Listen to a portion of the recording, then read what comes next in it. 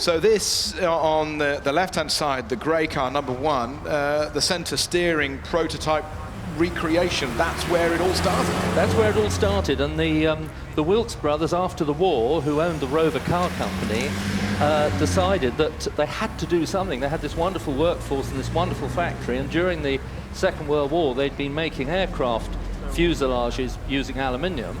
They couldn't get enough steel to build their motor cars, so they thought, well, let's do something temporarily in order to keep the workforce busy until we can go back to car production. So they went to Red Wharf Bay in Anglesey, where they had a house, and they drew the outline of a Second World War Jeep, but with an open back that they thought the farmers could make use of. And they thought, well, why build left-hand drive and right-hand drive? Why don't we have centre steer so we can sell the thing all over the world? And as I said, this was going to be a temporary idea. They took it to the Amsterdam Motor Show in April 1948. The car was an absolute wow. Everybody thought it was wonderful. I think they sold 400.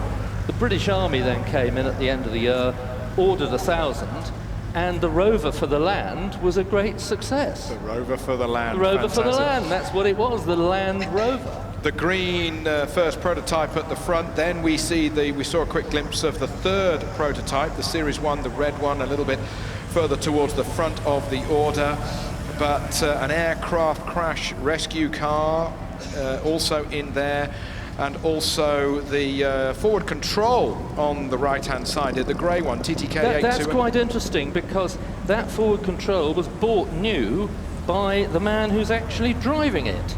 And he and his wife have owned this. They haven't owned it all the way through.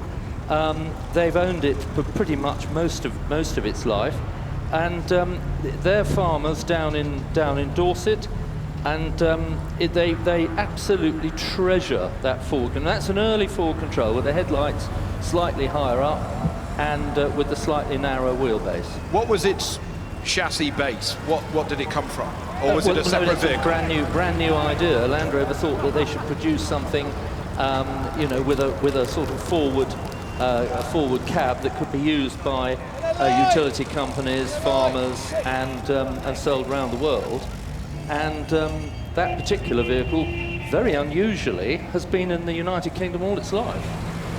Wonderful, wonderful stories. Fire engines that we've got here, for example.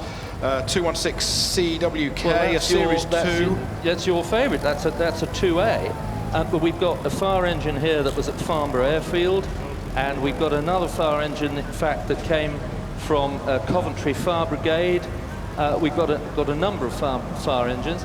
The fire engines were made on the Land Rover and Range Rover chassis, and then the bodybuilders got hold of them and put special bodies on. So you've got a TACR2, which in fact was on a Range Rover chassis. It's a 6x4. It's got 6 wheels, but only the front axle and the forward rear axle drive it.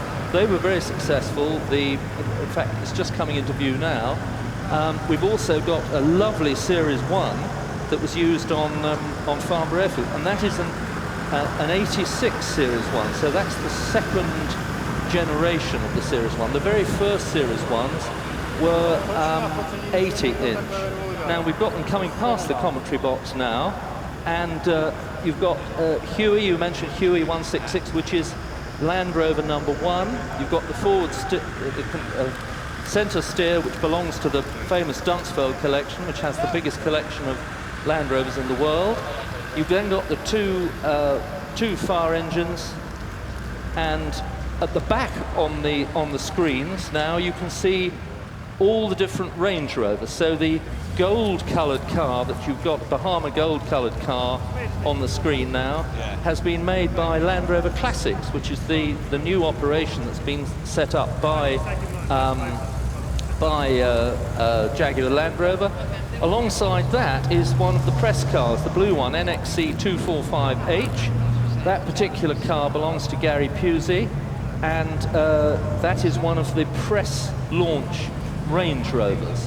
And the Range Rover, when it first came out, everybody thinks was one of the first four-wheel drive production cars, but in fact the first 1,500 Land Rovers to be produced were permanent four-wheel drive.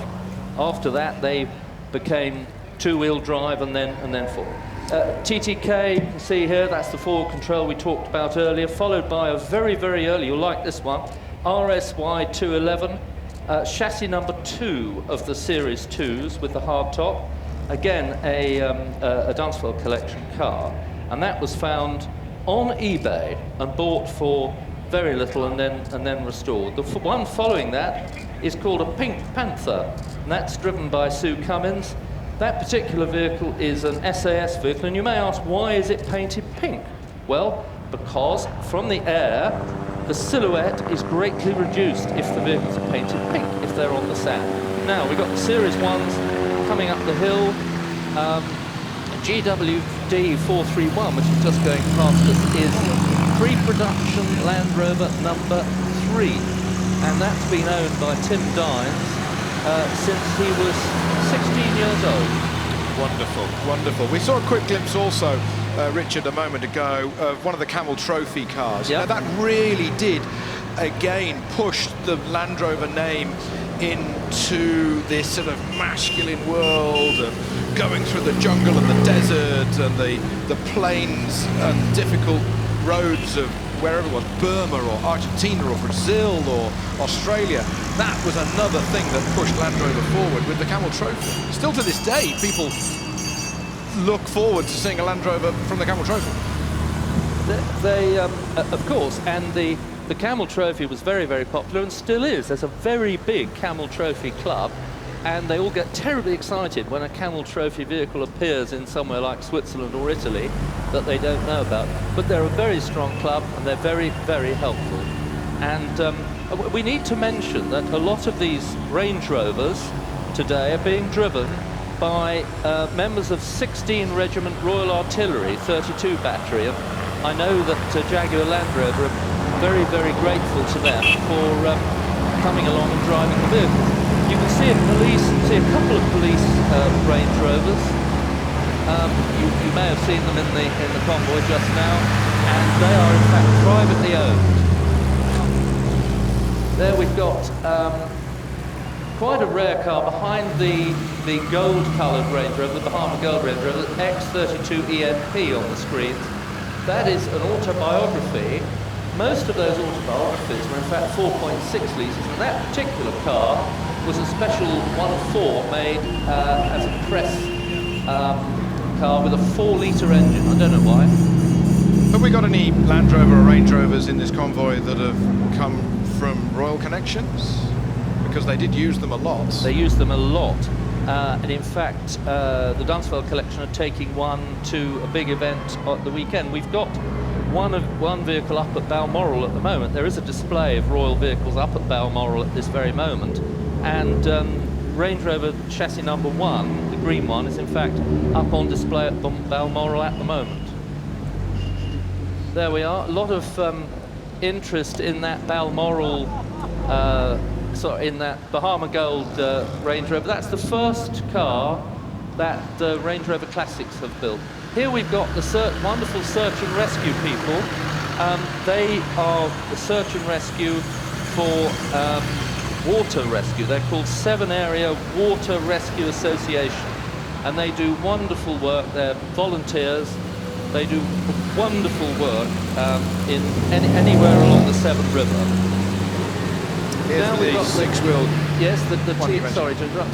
TACR2, followed by a very, very early classic 4-door Range Rover, and then the Darien Gap car, the Darien Gap Range Rover, driven, as I said, by one of the people who took part in the event.